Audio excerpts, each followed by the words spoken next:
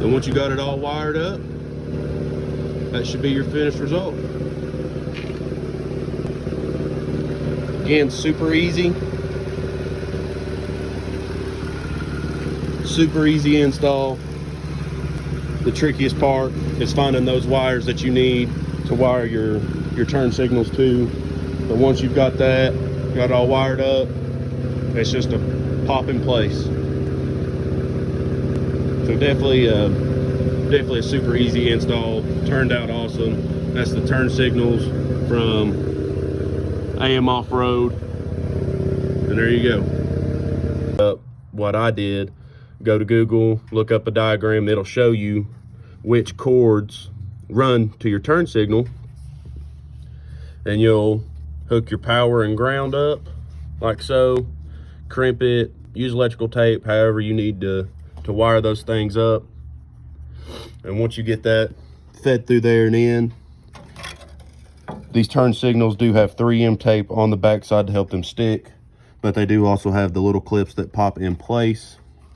So you'll just feed it in there, get it lined up.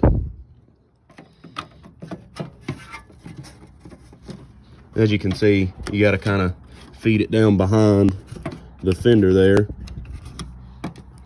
and it should more or less just pop in place. So first off, depending on what fenders you have, you might have to take the whole fender off, or in my case, only have to take these 3 bolts right here out, just enough to pull this back. Because this part right here, your whole turn signal, it kind of falls down in behind the fender, so it'll give you enough to be able to pull it out. And then you'll need you a flathead screwdriver, and you should be able to just pop it out like so, just like that. And now with these turn signals, that's all you get is a power and ground. So you'll go in right here, and you'll need to find your relay or plug that runs to your turn signals. You can either use a wire tester, or you can just guess on your wires, or you can look up.